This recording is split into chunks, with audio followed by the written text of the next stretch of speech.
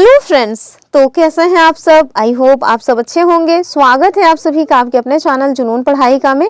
चलिए हम लोग इस समय जो बीपीएससी 4.0 तथा केवी के एग्जाम को नज़र में रखते हुए अपनी एनसीईआरटी कवर कर रहे हैं, जिसमें हम लोग हिस्ट्री की एनसीईआरटी अभी कवर कर रहे हैं क्लास 6 की।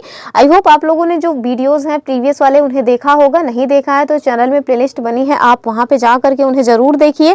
अभी हम लोग चैप्टर 5 तक आ चुके हैं, तो आज हम लोग चैप्टर 5 देखेंगे। चैप्टर 4 तक ऑलरेडी हमने वीडियो के माध्यम से पूरा कंप्लीट जो भी चैप्टर में रहा है, जो भी पॉइंट बन सकता है, वो सब हमने कवर कर लिया है।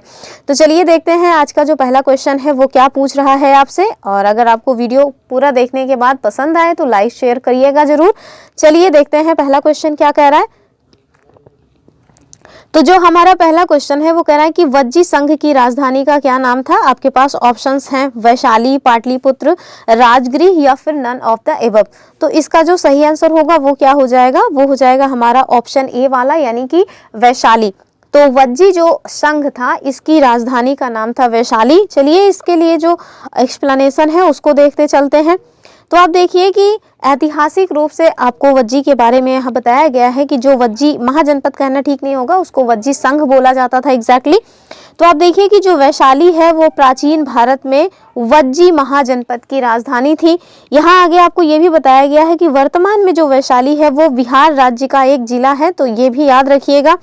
कुछ और पॉइंट्स हैं, जैसे जो वैशाली है या हम कहेंगे कि जो वज्जी है ये पूरे विश्व का सबसे पहला गणतंत्र माना जाता है। और ये क्वेश्चन ऑलरेडी बीपीएससी पूछ चुका है, ठीक है। तो बीपीएससी के द्वारा ये क्वेश्चन ऑलरेडी पूछा जा चुका है कि विश्व का पहला गणतंत्र किसको माना जाता है। तो याद रखिएगा कि जो वज्जी महासंघ था या जो वज्जी संघ था, वज्जी संघ को विश्व का पहला गणतंत्र माना जाता था।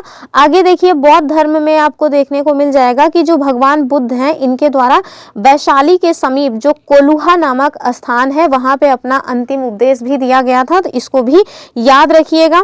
यहाँ देखिए अभी वर्तमान में हमने आपको बता ही दिया कि बिहार राज्य का एक जिला है वैशाली, और ऐतिहासिक स्थल ये अपने ऐतिहासिक महत्व के लिए जाना जाता है। ये भी इंपॉर्टेंट पॉइंट है।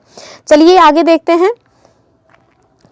तो यहाँ आप देखिए कि जो मगध है उसके बारे में बताया गया, जो कि अब हम लोग नीचे देखने ही वाले हैं। आप यह जानिए कि जो मगध साम्राज्य रहा या जो मगध महाजनपद रहा उसी के नज़दीक में ये वज्जी संघ था। और उसकी राजधानी क्या थी ये हमने आपको बता ही दिया कि बिहार वैशाली में इसकी राजधानी थी।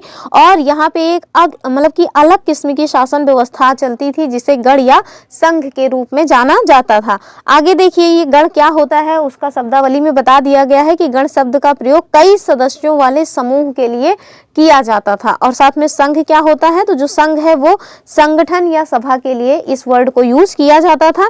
आगे देखिए गण या संघ में आपको कोई एक व्यक्ति शासक नहीं मिलेगा। यहाँ आप देखेंगे कि कई व्यक्ति जो है वो शासक हुआ करते थे। कभी कभी लोग एक साथ शासन भी किया करते थे, और जिसमें से प्रत्येक व्यक्ति राजा कहलाता था। ये सभी राजा विभिन्न अनुष्ठानों में एक साथ जो है हिस्सा लिया करते थे तथा सभाओं में बैठ करके ये बातचीत, वाद विवाद, ये सारे काम भी किया करते थे। और शत्रुओं के आक्रमण से निपटने के लिए वे मिलकर चर्चाएं किया करते थे। लेकिन इसमें आपको एक पॉइंट याद रखना है कि स्त्रियां, दास तथा जो कर्मकार होते थे इनके द्वारा ये जो मतलब की कमेटी बैठा करती थी उसमें हिस्सा नहीं लिया जाता था। यानी कि स्त्रियां, दास तथा कर्मकार जो है वो इस समिति में प्रतिबंधित थे, ठीक है। तो ये जो हमने देखा कि सारे लोग मिलजुल करके सारे फैसले किया करते थे, फिर चाहे वो युद्ध का हो या कोई भी वाद विवाद हो, सारे लोग मिलजुल करके ही रहा करते थे। अनुष्ठानों में सारे शासक जो है साथ में पार्टिसिपेट किया करते थे और साथ में सबके सब अपने आप में राजा कहलाते थे। तो यही कारण है, इसी वजह से माना जाता है कि जो वज्जी है वो पहला गणतंत्र था, ठीक है। चलिए अब हम देखेंगे अपना नेक्स्ट क्वेश्चन। और जो हमारा नेक्स्ट क्वेश्चन है वो आपसे क्या पूछ रहे हैं, कह रहे हैं कि जो वज्जी संघ के बारे में आप ऊपर देख के आ रहे हैं, आप बताइए कि इसका वर्णन किस निकाय में मिलता है। तो ये निकाय आप देखेंगे कि बौद्ध धर्म से संबंधित हैं, दीर्घ निकाय और भी कई सारे निकाय हैं। तो आप यहाँ बताइए इसका जो ऑप्शंस है, महाजन निकाय, लघु निकाय, दीर्घ निकाय या फिर नन ऑफ द एबव। तो इसका आंसर क्या हो जाएगा, इसका आंसर हो जाएगा हमारा ऑप्शन सी वाला, यानी कि दीर्घ निकाय। तो जो वज्जी संघ का वर्णन है वो दीर्घ निकाय में आपको देखने को मिल जाएगा। यहाँ देखिए आपको इसका एक्सप्लेनेशन भी दिया गया है कि जो वज्जी संघ है इसका वर्णन दीर्घ निकाय से मिलता है। दीर्घ निकाय एक प्रसिद्ध बौद्ध ग्रंथ है जिसमें भगवान बुद्ध के कई व्याख्यान दिए गए हैं और इन्हें करीब आज से 2300 साल पहले लिखा गया था। ये क्वेश्चन अपने आप में इम्पोर्टेंट है कि जो दीर्घ निकाय है उसकी रचना कब हुई थी, तो आज से 2300 साल पहले दीर्घ निकाय की रचना हुई थी। आजकल क्रोनोलॉजी वाले वर्ड मतलब क्वेश्चंस खूब बनने लगे हैं, तो हो सकता है कई सारी घटनाक्रम को दे दिया जाए और उसमें आपको क्रोनोलॉजी लगाने को आ जाए। तो इस वजह से ये सारी जो डेट्स हैं स्पेशली जो हमारी एनसीईआरटी में दी हैं उन्हें हमें बिल्कुल भी छोड़ना नहीं है। बाकी चाहे आप कोई डेट याद रखें या ना रखें, लेकिन जो एनसीईआरटी में है हम उसे नहीं छोड़ सकते एग्जैक्टली। यहाँ आप देखिए अजात शत्रु के बारे में बताया गया है। अजात शत्रु और वज्जी संघ यानी अजात शत्रु के वज्जी संघ के साथ किस तरह के संबंध रहे हैं वो यहाँ आपको देखने को मिल जाएगा।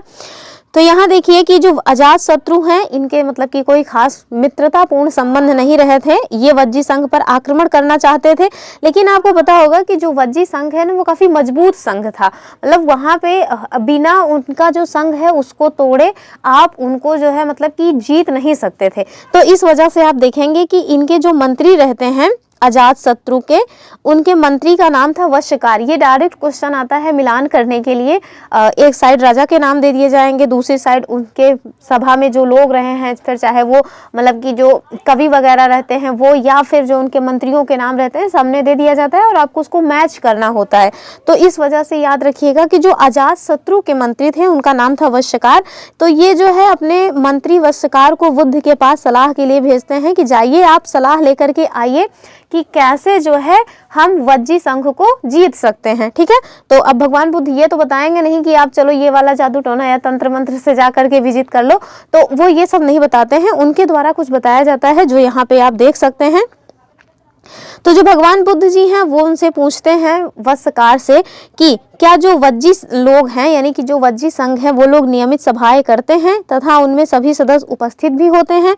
जब उन्हें ये पता चला कि हाँ उनके द्वारा जो भी मतलब प्रश्न पूछा जा रहा है उसका उत्तर हाँ में है, तो भगवान बुद्ध जो है वो वश्यकार को बताते हैं कि जो वज्जी संघ के लोग हैं वो तब तक उन्नति करते रहेंगे जब तक कि वे पूर्ण रूप से नियमित सभाएं करते रहेंगे, आपस में मिलजुल कर काम करते रहेंगे, पारंपरिक नियमों का पालन करेंगे, बड़ों का सम्मान करेंगे, समर्थन करेंगे, उनकी बातों पर ध्यान देंगे। साथ में उन्होंने ये भी कहा कि स्त्रियों का सम्मान करेंगे, उनके साथ दुर्व्यवहार वगैरह नहीं करेंगे। तो इस तरह से कुछ अच्छी अच्छी चीजें बताएं कि जब तक वज्जी संघ के लोग ये अच्छी अच्छी चीजें करते रहेंगे, मिलजुल करके आपस में काम करते रहेंगे, तब तक आप उनको फिर जीत नहीं सकते हैं।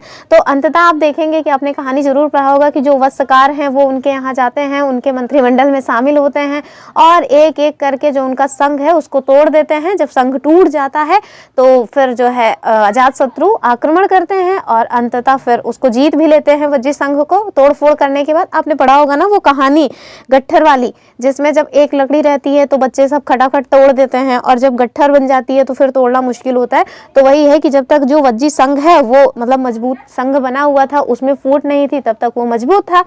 जब वो संघ ही टूट गया तो उसकी मजबूती खत्म हो गई, मजबूती खत्म हो गई तो सब तितर बितर हो गए और तितर बितर होने के बाद फिर उसको जीतना आसान हो गया इनके लिए। आगे देखेंगे हम लोग अपना अगला क्वेश्चन। और जो हमारा अगला क्वेश्चन है वो क्या कह रहे हैं, वहाँ ये बताया जा रहा है कि यज्ञ के अवसर पर जो राजा है उनकी विजय गाथा का गुणगान किनके द्वारा किया जाता था। आपके पास ऑप्शंस हैं राजा का सारथी, पुरोहित, मुख्यमंत्री या फिर उपरोक्त सभी। तो जो इसका सही आंसर होगा वो हो जाएगा हमारा ऑप्शन ए राजा का सारथी। पुरोहित के द्वारा तो मंत्रोच्चार किया जाता था यानी कि यज्ञ वगैरह करवाया जाता था और मुख्यमंत्री का इन सबसे कोई लेना देना नहीं था। इसका जो ऑप्शन होगा वो हो जाएगा ऑप्शन ए यानी कि राजा का सारथी। आगे देखेंगे हमारा जो अगला क्वेश्चन है वो क्या कह रहा है। तो अगले क्वेश्चन में आपसे पूछ रहे हैं कि वर्ण व्यवस्था के अनुसार निम्न लोगों को वेदों के अध्ययन का अधिकार नहीं था। तो आपको बताना है कि वो कौन से लोग थे जिनको वेदों के अध्ययन का अधिकार नहीं दिया गया था। ऑप्शन ए है शूद्र, ऑप्शन बी है महिलाएं और ऑप्शन सी है ए और बी दोनों। और आप देखें कि मतलब कि बी, ये देखिए ये तो अलग ही नाटक चल रहा है। आप समझिए कि नन ऑफ द एबव ही कर लीजिए, कुछ भी कर लीजिए। इसका जो आंसर होगा वो क्या हो जाएगा, ये हो जाएगा हमारा ऑप्शन ए और बी, दोनों ही बातें सही है। यानी कि ना तो शूद्रों को जो है मतलब कि वर्ण व्यवस्था के अनुसार ना तो जो शूद्र थे उनको वेदों के अध्ययन का अधिकार था और ना तो महिलाओं को, यानी कि महिलाओं को भी उस समय शूद्र के समान समझा जाता था। वो मतलब कि किसी भी वर्ण की महिलाएं हों उनको अलग ही तरह से नौटंकी चलती थी कि उन्हें शूद्र का दर्जा मिल ही गया था। उसके लिए आपको शूद्र वर्ण में जो है जाने की जरूरत ही नहीं थी। अगर आप महिला हो तो किसी भी वर्ण की महिला हो, भले ही आपने जो है जिस पुत्र को जन्म दिया है वो क्षत्रिय है, लेकिन आप जो है शूद्र हो, लेकिन वो जो लड़का आपने पैदा किया है वो क्षत्रिय कहलाएगा। हद थी, कुछ भी मतलब चलता था। तो यही मतलब हर तरह से आपको निम्न समझा जाए, यही कारण तो था ही कि जो है वेद आप पढ़ो मत, आप किसी भी तरह से जो है शिक्षित ना हो। आज भी आप देखिए शिक्षा से जो लोगों को वंचित रखा जाता है उसके पीछे यही रीजन है कि जब आपको शिक्षा ही नहीं मिलेगी तो आप अपने अधिकारों की डिमांड नहीं करोगे। अपने अधिकारों की डिमांड नहीं करोगे, क्यों नहीं करोगे? क्योंकि आपके अधिकार क्या है ये आपको पता ही नहीं चलेगा। तो यही सारी व्यवस्था उस टाइम पे महिलाओं के साथ और शूद्रों के साथ हुआ करती थी। फिलहाल के लिए इसका जो आंसर था वो क्या हो जाएगा, वो हो जाएगा ऑप्शन ए और बी दोनों, यानी कि ऑप्शन सी वाला। अगला क्वेश्चन हम लोग देखते हैं, क्वेश्चन नंबर 5। और जो हमारा क्वेश्चन नंबर 5 है वो आपसे क्या पूछ रहा है, कह रहे हैं कि युद्ध करना तथा लोगों की रक्षा करना वर्ण व्यवस्था के अनुसार किसका काम था?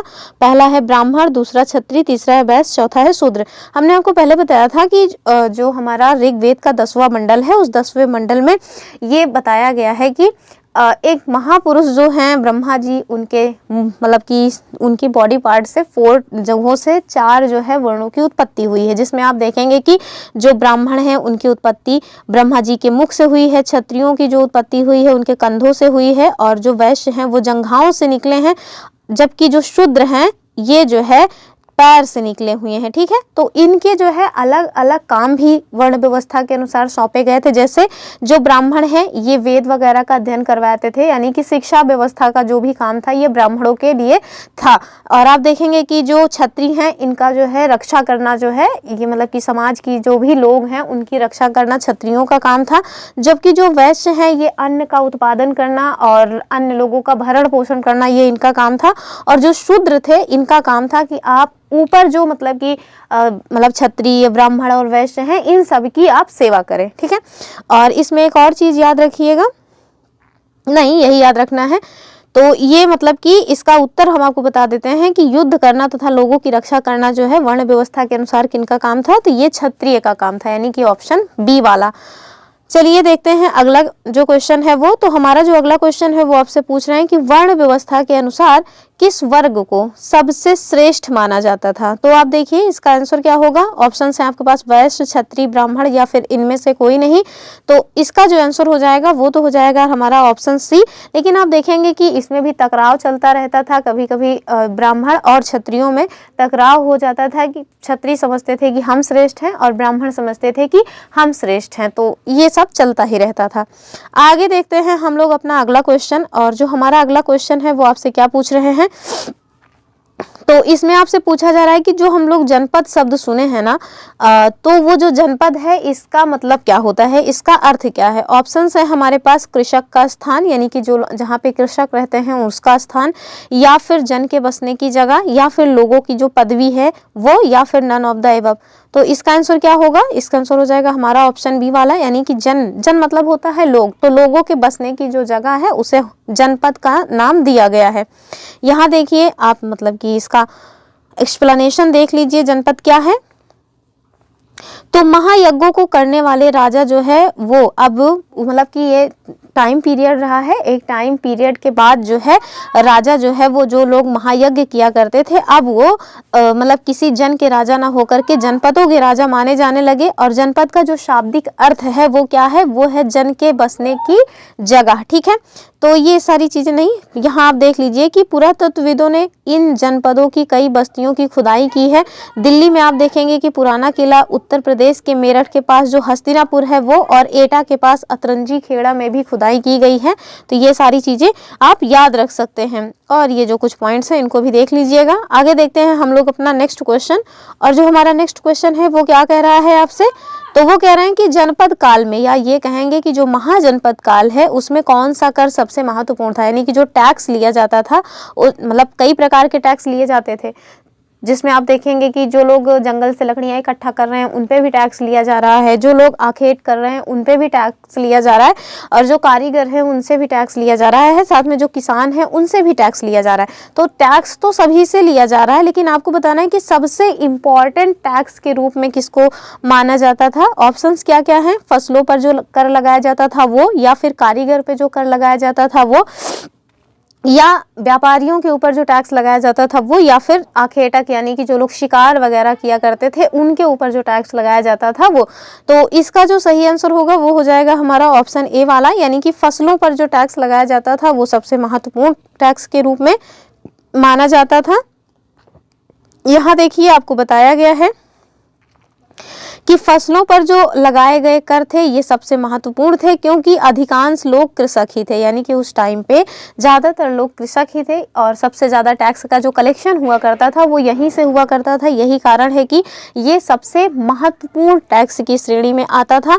और उपज का 1/6 जो हिस्सा था, यानी कि 1/6 जो हिस्सा था वो टैक्स के रूप में लिया जाता था। ये अपने आप में एक इम्पॉर्टेंट क्वेश्चन है। ऐसे डायरेक्ट क्वेश्चन किस एग्जाम में पूछा गया था कि महाजनपद काल में उपज का कितना % या कितना जो है हिस्सा लिया जाता था टैक्स के रूप में। तो याद रखिएगा कि 1/6 जो हिस्सा था वो टैक्स के रूप में लिया जाता था। और टैक्स को टैक्स ना बोला जा करके क्या बोला जाता था? तो टैक्स को बोला जाता था भाग। ये अपने आप में एक इम्पॉर्टेंट क्वेश्चन ये भी है, क्योंकि ये सारे क्वेश्चन जो हम आपको बता रहे हैं ऑलरेडी किसी न किसी एग्जाम में पूछे गए हैं, तभी बता रहे हैं कि टैक्स को उस टाइम पे क्या बोला जाता था, तो उसको भाग कहा जाता था। ठीक है, आगे देखिए, कारीगरों के ऊपर भी टैक्स लगाए जाते थे, और ये कैसे टैक्स लिए जाते थे? तो श्रम के रूप में चुकाए जाते थे, यानी कि अगर आप जो है अपना जो टैक्स है वो आके यहाँ पे काम धंधा करके चुका दीजिए। ठीक है, और इधर देखिए जो बुनकर, लोहार या सुनार है ये भी राजा के लिए टैक्स दिया करते थे, और महीने में 1 दिन मुफ्त में इनसे काम लिया जाता था टैक्स के रूप में। ठीक है,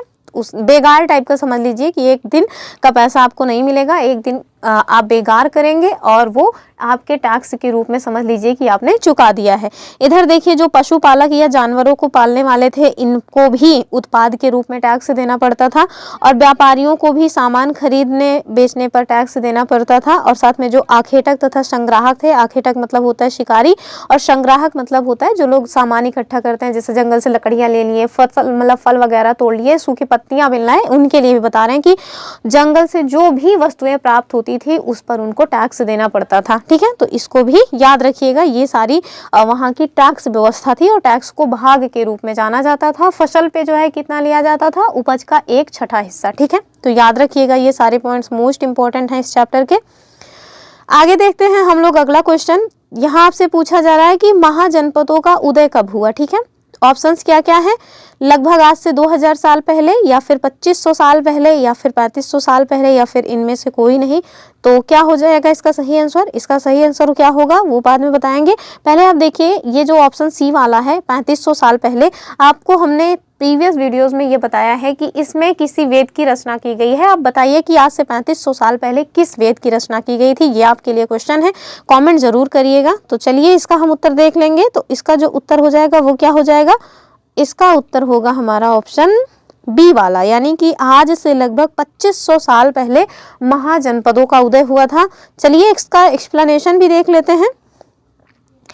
तो ये देखिए, करीब 2500 साल पहले कुछ जनपद काफ़ी ज़्यादा महत्वपूर्ण हो गए, और इन्हें क्या कहा जाने लगा? तो इन्हें महाजनपद कहा जाने लगा। यहाँ पे दिया हुआ था एक मतलब मानचित्र, जिसमें महाजनपदों को दिखाया गया था। मैंने वो मानचित्र स्किप कर दिया है, फिर किसी चैप्टर में देख लेंगे, क्योंकि ये तो चलता ही रहेगा। आगे देखिए, जो है अधिकतर महाजनपदों की एक राजधानी हुआ करती थी। कई राजधानियों में किलेबंदी भी की गई थी, और इनके चारों ओर लकड़ी या ईंट की पत्थर की ऊंचे ऊंचे दीवारें भी बनाई गई थी। और ये दीवारें या मतलब कि इतना मजबूती जो किलेबंदी की गई थी, इसके पीछे का रीज़न यही था कि जो अन्य जनपद वाले थे वो अदर जो जनपद है उस पे हमेशा आक्रमण करने को मतलब उत्साहित रहते थे। हमेशा ही उनका मन करता रहता था कि चलो ये समझ लीजिए जो वज्जी या फिर जो भी अन्य रहे हैं, जैसे मगध है, मगध एक महाजनपद के रूप में आया, तो इसने अपने आसपास जितने भी जनपद रहे हैं, जैसे हमने देखा ऊपर ना कि वज्जी के ऊपर उनका जो है मतलब कि अजात शत्रु, उसके लिए तो उन्होंने एक मंत्री को ही भेज दिया था कि जाओ वहाँ टूट फूट करा के आओ। तो ऐसे ही आप देखेंगे कि जो मगध महाजनपद रहा है वो हर जो है जनपद पे उसकी नज़र गड़ी रहती थी कि उसको जीत करके अपने में ही मिला लेना है। ठीक है, आगे देखेंगे हम लोग अपना अगला क्वेश्चन। और जो हमारा अगला क्वेश्चन है, पूछ रहे हैं कि शिकारी तथा खाद्य संग्राहक ये लोग अपना जो टैक्स है वो राजा को किस रूप में दिया करते थे। हमारे पास ऑप्शंस क्या है, तो भेड़ बकरियां, जंगल से प्राप्त वस्तुएं, अस्त्र शस्त्र, या फिर इनमें से कोई नहीं। क्या हो जाएगा उत्तर, इसका उत्तर हो जाएगा ऑप्शन बी वाला। अभी ऊपर हम देख के आ रहे हैं कि जो शिकारी तथा खाद्य संग्राहक हुआ करते थे, ये जंगल से जो वस्तुएं प्राप्त होती थी उसके रूप में राजा को टैक्स दिया करते थे। नेक्स्ट क्वेश्चन हम देखेंगे, क्वेश्चन नंबर 11। और जो हमारा क्वेश्चन नंबर 11 है उसमें आपसे पूछा जा रहा है कि मगध की प्रारंभिक राजधानी कौन सी थी। कौन, ऑप्शंस क्या क्या हैं, पाटलिपुत्र, दिल्ली, प्रयाग या फिर राजगिरी। क्या हो जाएगा इसका उत्तर, तो आप देखिए कि जो पहला इसका उत्तर हो जाएगा वो क्या होगा, वो हो जाएगा हमारा ऑप्शन बी वाला, सॉरी बी वाला नहीं, बी अजीब हो गया, डी वाला हो जाएगा। यानी कि प्रारंभिक जो राजधानी थी वो राजगिरी थी, लेकिन आगे चल के आप देखेंगे कि इसकी जो राजधानी है वो पाटलिपुत्र स्थानांतरित होती है। तो ऑप्शन डी इसका सही आंसर हो जाएगा। यहाँ चलिए देख लेते हैं कुछ इंपॉर्टेंट पॉइंट्स, और ये वाला भी पॉइंट आपको मिल ही जाएगा अभी यहाँ पे। तो मगध के बारे में यहाँ बताया गया है कि लगभग 200 सालों के भीतर जो मगध है वो काफ़ी महत्वपूर्ण जनपद बन करके उभरा है। ये क्वेश्चन भी इम्पोर्टेंट है कि गंगा और सोन जैसी जो नदियाँ हैं वो कहाँ से प्रवाहित होती हैं, तो वो मगध महाजनपद से प्रवाहित होती हैं। कई सारे जनपद, जैसे 16 महाजनपद है ना, उन जनपदों के नाम लिख करके उनमें से 4 ऑप्शंस में दे देंगे और आपसे पूछेंगे कि गंगा और सोन जो नदियाँ हैं वो किस महाजनपद से प्रवाहित होती हैं या किस जनपद से प्रवाहित होती। अगर आपने नहीं पढ़ा है तो फिर धोखा खाने का चांस बढ़ जाता है। तो याद रखिएगा कि गंगा और सोन नदियां जो है वो मगध महाजनपद से होकर के प्रवाहित हुआ करती थी। यातायात, जल वितरण और ज़मीन को उपजाऊ बनाने में इनका काफ़ी इंपॉर्टेंट रोल भी रहा करता था। फिर आप देखिए कि मगध का एक हिस्सा जंगलों से भरा हुआ था। इन जंगलों में रहने वाले जो हाथी हैं इनको पकड़ करके उन्हें प्रशिक्षित किया जाता था और उसके बाद फिर उन्हें सेना में भर्ती किया जाता था। इसके साथ साथ मतलब इतना ही नहीं, आगे भी देखिए कि जंगलों से घर, गाड़ियाँ तथा रथ बनाने के लिए लकड़ी भी मिल जाया करती थी। और इसके अलावा इस क्षेत्र में लोहे अयस्क यानी कि लौह अयस्क की खदानें भी हुआ करती थी जो कि मजबूत औजार और हथियार बनाने के लिए उपयोगी थी। ठीक है, आगे देखिए कि मगध में 2 काफी मतलब कि शक्तिशाली शासक हुए हैं, और वो शासक कौन है, तो वो रहे हैं बिंबिसार और अजातशत्रु। तो ये मगध के 2 बहुत ही शक्तिशाली और प्रसिद्ध शासकों में से एक हैं। मतलब कौन कौन, बिंबिसार और अजातशत्रु। आगे देखिए, अन्य जनपदों को जीतने के लिए इनके द्वारा हर संभव साधन अपनाया गया। महापद्मनंद और एक महत्वपूर्ण शासक थे। मतलब कि मगध में ही आप देखेंगे कि जो महापद्मनंद रहे हैं वो भी एक अन्य जो है इंपॉर्टेंट शासक के रूप में देखे गए हैं। अब देखिए, इन्होंने अपने नियंत्रण का क्षेत्र इस महाद्वीप के, उपमहाद्वीप के उत्तर पश्चिमी भाग तक फैलाया हुआ था। बिहार में, तो बिहार में स्थित जो राजगिरी है, जो कि आधुनिक राजगीर में है, उसको बता रहे हैं कि ये कई सालों तक मगध की राजधानी बनी रही। और आगे चल करके जो कि मतलब पाटलिपुत्र है, जो आज का पटना जो है ना, उसको पाटलिपुत्र कहा जाता था, उसको फिर आगे चल के राजधानी बनाया गया। तो मगध महाजनपद की 2 राजधानियां रही हैं। प्रारंभिक राजधानी के रूप में हम लोग राजगिरी को जानते हैं, और जो द्वितीय राजधानी रही है वो पाटलिपुत्र रही है। आप हमें कॉमेंट करके बता सकते हैं, गूगल कीजिएगा, आपको मिल जाएगा कि पाटलिपुत्र यानी कि राजगृह से पाटलिपुत्र राजधानी किसके द्वारा स्थानांतरित की गई थी, मगध की। ठीक है, क्वेश्चन फिर से सुनिए कि मगध की राजधानी, मगध की जो प्रारंभिक राजधानी थी वो राजगृह थी, लेकिन वो कौन से शासक थे, उन शासक का नाम क्या है जिनके द्वारा मगध की राजधानी राजगृह से स्थानांतरित करके पाटलिपुत्र की गई थी। ठीक है, ये क्वेश्चन है आपके लिए। आगे देखिए, आगे क्वेश्चन इसमें का मिलेगा कि आज से 2300 साल पहले की बात है कि मैसेडोनिया के जो शासक थे जिनका नाम था सिकंदर, इनके पापा का नाम था फिलिप। कई बार पूछा गया है ये क्वेश्चन। ये जो है ना विश्व विजय करना चाहते थे। पूरी तरह से सफल ना होने पर भी वो मिस्र और पश्चिम एशिया के कुछ राज्यों को जीतते हुए भारतीय उपमहाद्वीप में व्यास नदी के किनारे तक पहुंच आते हैं। और उन्हें जब जो है मगध की ओर कूच करना रहता है तो आप देखेंगे कि उनके जो सिपाही हैं वो इनकार कर देते हैं। तो एक क्वेश्चन और भी पूछा जाता है कि जब मगध मतलब कि ये क्या बोलते हैं, मैसेडोनिया के शासक सिकंदर जब मगध पर आक्रमण करने आ रहे थे तो शासक कौन थे हमारे यहाँ के, तो भैया ये कौन थे, जहां तक मुझे लगता है नंद वंश के शासक महापद्मनंद थे। आप एक बार इसको चेक कर लीजिएगा कि महापद्मनंद थे या नहीं। ठीक है, तो यही वैसे होना चाहिए। चलिए आगे हम देखते हैं अपना अगला क्वेश्चन। और जो हमारा नेक्स्ट क्वेश्चन है वो आपसे क्या पूछ रहे हैं, कह रहे हैं कि सबसे महत्वपूर्ण जो जनपद बन करके उभरा था वो कौन सा जनपद था। तो महत्वपूर्ण ऐसे लिखा जाता है, उसमें मेरे ख्याल से गलत लिखा है, ऐसे लिखा जाएगा, इसकी ये वर्तनी गलत है। तो आप देखिए कि सबसे महत्वपूर्ण जनपद बन करके कौन उभरा, मगध, कौशल, अवंती या फिर नन ऑफ द एबव। तो इसका सही आंसर क्या हो जाएगा, इसका सही आंसर हो जाएगा हमारा मगध महाजनपद। और इसकी राजधानी अभी ऊपर बता के आ ही रहे हैं कि राजगिरी इसकी प्रारंभिक राजधानी रही है, जबकि इसकी सेकंड जो राजधानी बनी वो कौन सी थी, वो थी पाटलिपुत्र। ठीक है, तो ये हमने ऊपर अभी बताया ही है। आगे देखते हैं अपना अगला क्वेश्चन, और ये पूछ रहे हैं आपसे कि जो अजात शत्रु थे ये एक शक्तिशाली शासक थे, आपको बताना है कि ये कहाँ के शक्तिशाली शासक थे। ऑप्शंस हैं आपके पास अवंती, दूसरा है कौशल, तीसरा है हमारा मगध और चौथा है वज्जी संघ। तो हमने ऊपर ही देखा था कि जो ये अजात शत्रु थे ये वज्जी संघ को जीतना चाहते थे, तो जाहिर सी बात है कि इसके शासक तो ये होंगे नहीं, तो ये हो ही गया। कौशल और अवंती का हम लोगों ने कहीं डिस्कशन किया नहीं, हम लोग जब से डिस्कस कर रहे हैं वो मगध का ही करते आ रहे हैं।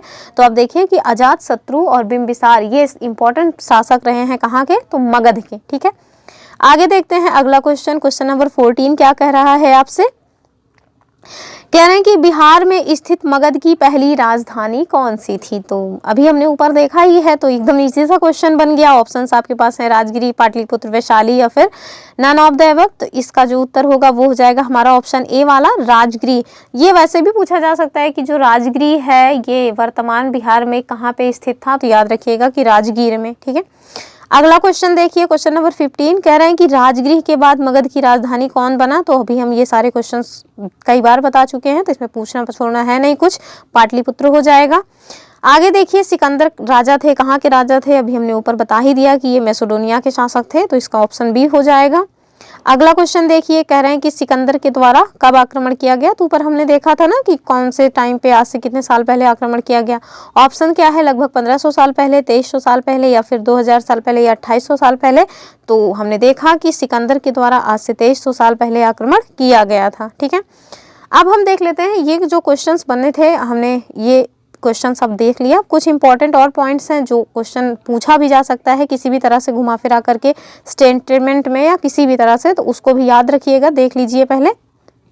जैसे आप देखेंगे कि इस टाइम में ना एग्रीकल्चर में काफ़ी परिवर्तन हुआ है, काफ़ी कुछ चेंजेस आए हैं एग्रीकल्चर में, और क्या चेंजेस आए हैं, क्यों आए हैं, ये सारी बातें यहाँ पे आपको बताई गई हैं।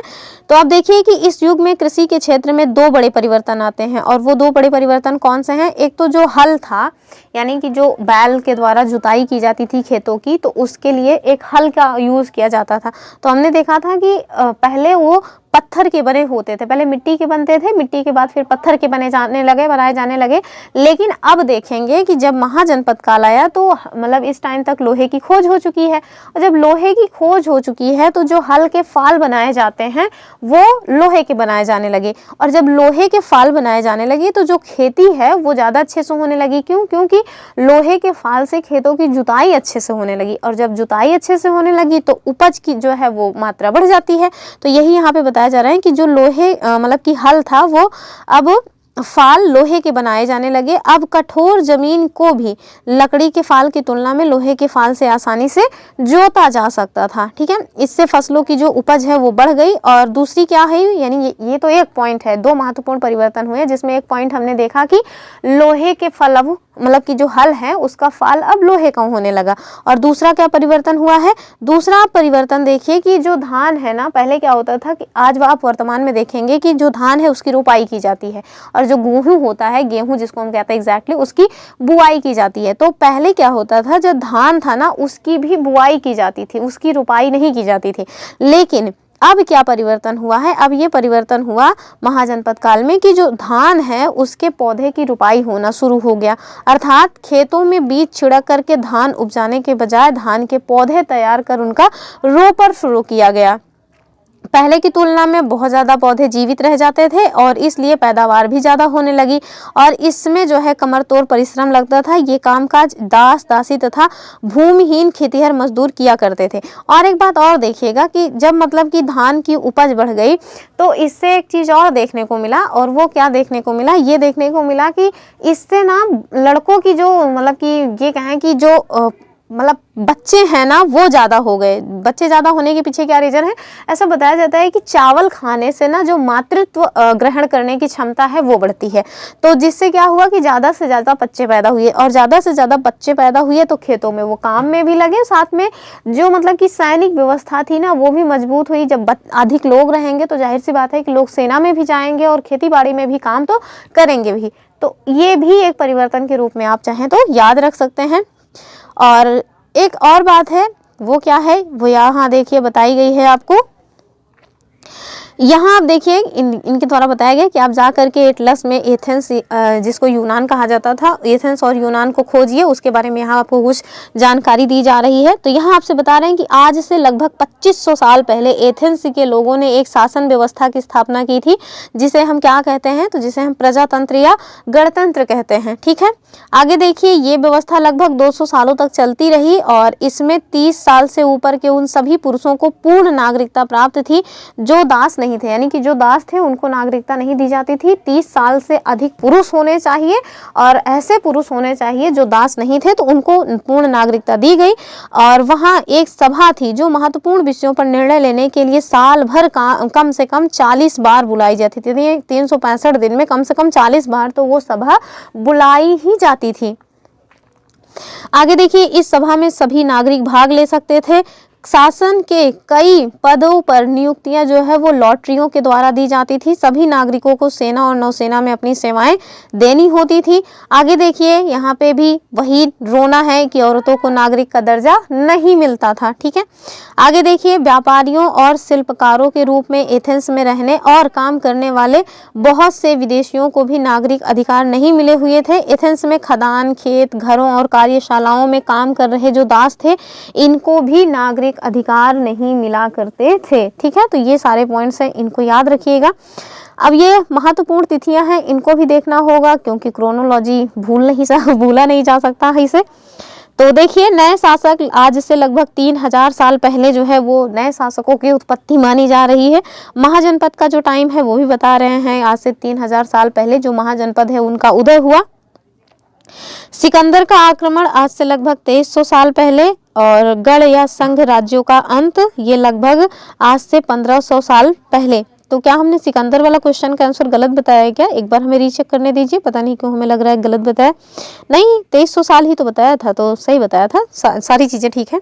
तो ये रही आज की अपनी क्लास। आई होप आप लोगों को क्लास पसंद आई होगी। क्लास पसंद आई है तो वीडियो को लाइक शेयर ज़रूर करें और चैनल को भी सब्सक्राइब कर लें। ये आप कंप्लीट एनसीईआरटी के लिए, और एनसीईआरटी में आप देखेंगे कि जो हमारी 1 to 5th क्लास के जो भी एग्ज़ाम्स होते हैं, 1 to 5th क्लास में टीचर बनने के लिए अगर आपको एग्ज़ाम देना है तो वहाँ आपको 6 to 8 क्लास की जो एनसीईआरटी है वो रामबाण है। इसके अलावा अब ऐसा तो नहीं है कि कुछ मतलब कि कहीं और से नहीं पूछे जाएगा, पूछा भी जा सकता है। कुछ अदर जो हाई लेवल की क्लासेस हैं उनसे, यानी कि इससे मतलब 8 के अलावा 9, 10 से भी क्वेश्चंस बनते ही हैं, लेकिन ज़्यादातर जो क्वेश्चंस बनते हैं वो यहीं से बनते हैं। फिर चाहे साइंस हो, चाहे ज्योग्राफी हो, चाहे हिस्ट्री हो, चाहे फिर पॉलिटी वगैरह हो। तो इसलिए आप 6 to 8 तक की जो एनसीईआरटी है उसको तो ज़रूर देख लीजिए। हम लोग यहाँ हिस्ट्री देख ही रहे हैं, अगर टाइम रहेगा तो हम लोग मतलब ज्योग्राफी और पॉलिटी भी देखेंगे। आप लोग जो है जो हमारी साइंस वाली बुक है ना एनसीईआरटी की, वो आप ज़रूर से ज़रूर कर लीजिए क्योंकि वो बहुत ही इंपॉर्टेंट है। हमने देखा है जो बीपीएससी 3.0 हुआ है, 1 हुआ है, 2 हुआ है, सब में बहुत ही मतलब अच्छी क्वालिटी के क्वेश्चंस पूछे गए हैं साइंस के। तो बिल्कुल भी रिस्क मत लीजिए, अभी समय है। चलिए फिर मिलेंगे अपने नेक्स्ट वीडियो में। तब तक के लिए आप सभी खुश रहें, मस्त रहें, अपनी पढ़ाई लिखाई करते रहें और हमारे वीडियो को लाइक शेयर भी करते रहें। चलिए फिर मिलते हैं, तब तक के लिए जय हिंद एंड बाय बाय।